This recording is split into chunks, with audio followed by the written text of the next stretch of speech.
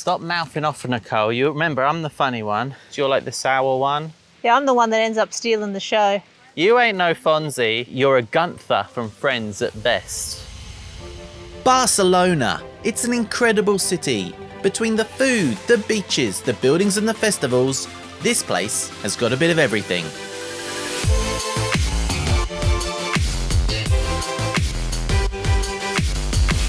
But let's not get carried away now. It's not a perfect place.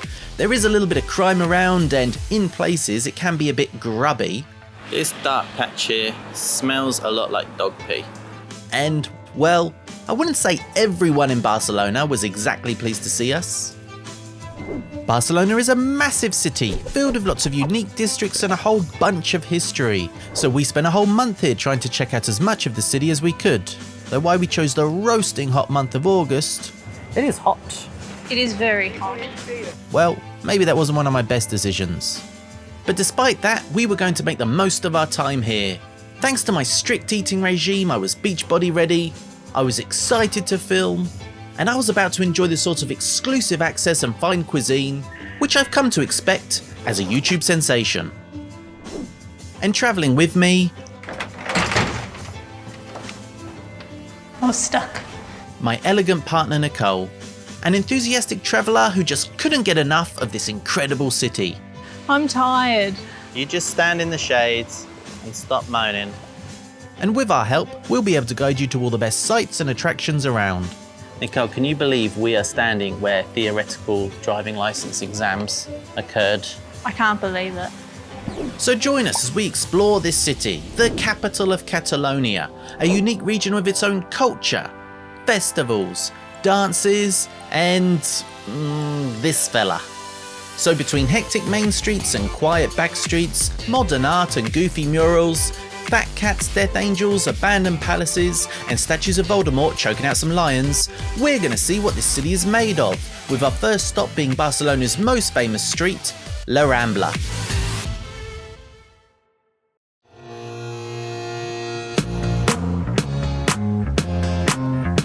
Okay, so here you can find La Rambla, an exceptionally popular street which runs from the busy Plaça de Catalunya all the way down to the waterfront. The poet Federico García Lorca, don't worry, I've not heard of him either, once described La Rambla as the only street in the world which I wish would never end. Well, that's a bit of a stretch, but it's definitely an interesting place, and regardless of how you feel, it's almost impossible to avoid. The street used to be a sandy riverbed. Its name is derived from the Arabic word for sand, and it's really long. And that's because it's not just one street, but actually made up of 5 smaller streets. And because of this, there's often confusion over whether you should call it La Rambla or the plural Las Ramblas. A confusion which is easily resolved by simply just looking up at the street signs. See, it tells you right there. The street itself, well, it's popular with tourists, and thanks to that, it's got a lot of tourist shops. And in case you're wondering, is cannabis legal here? Well, it's sort of complicated. So before you get too carried away, probably best to give it a bit of a Google. And there's other things to keep all the tourists occupied. There's the many fine museums, and plenty of places to get tasty treats. Like this place, which despite its delicious aroma... They smell good. They do smell good. I wasn't really in the mood for. The problem is they're shaped like dicks. But come on now, it's just a bit of fun on a touristy street. No real harm's being done. It's not like it's being sold somewhere more sacred and revered. You know, somewhere where it just wouldn't be appropriate. But anyway, don't just think of it as a street for cheeky shops and attractions. There are some genuine sights here as well. So starting at the top, closest to the Plaça de Catalunya, here's the things to look out for.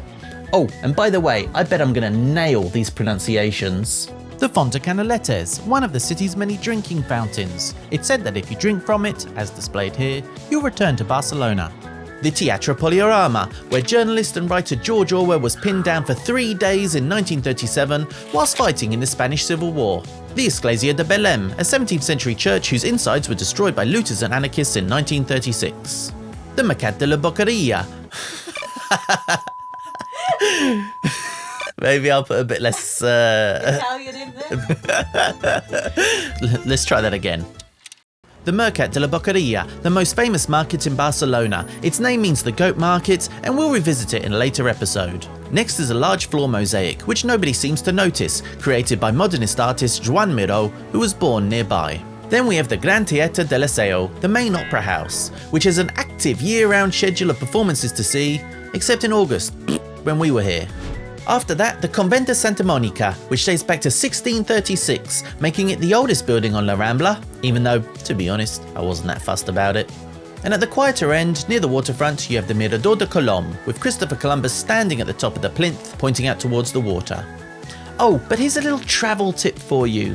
If you do have to drive along one of the busy lanes either side of the Rambla, and you have to quickly pull over somewhere where you really shouldn't, then when the police come and flash you and tell you to move on, don't do this gesture to them. Because needless to say, when this guy did it, they weren't particularly happy about it.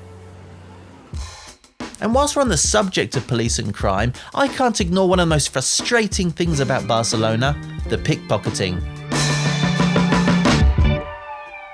It's a bit of an issue on La Rambla, as well as any spot in the city which is popular with tourists. It's so annoying that every time you're in a crowded street, packed square or busy metro station, you have to be constantly on your guard. Locking and unlocking your bags every time you need to grab a few euros. Don't film me, I've got to get my wallet out of my bag. Being careful with your valuables like these designer sunglasses, which cost me a whole $15 from a pharmacy in Australia. And having to tap your pockets every few minutes to make sure your phone and your wallet are still there, like you're constantly doing some sort of lethargic Macarena.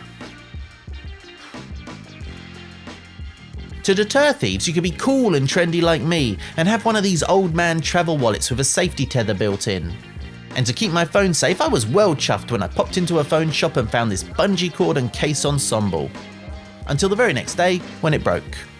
Some friends of ours who live locally told us that apparently the thieves are quite community minded and they tend to not target the locals but just the tourists instead. Which is good, I guess?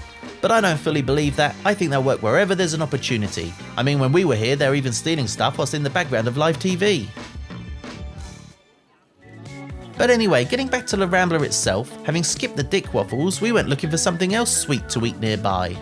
Yeah, well, where's the chocolate street? Why don't we go to the chocolate street? It's around here somewhere. By which I meant the Carrer de Petritxol, a lovely little back street filled with numerous granjas. Milk bars serving sweet, chocolatey treats. If you don't fancy something sweet, you can always go visit the Plaça Reial, the Royal Square, which is just off La Rambla, and it's great to visit during the day, but it's even better at night. Or if you want to have an evening meal on La Rambla itself, why not go to one of the many tourist restaurants you can find here, which, for whatever reason, all seem to serve only massive, brightly coloured drinks. And for a night out, why not go to one of the many bars you can find along here? This one isn't really the most traditional Catalonian place around, but we wanted to go because Nicole said she'd never been to an Irish pub before.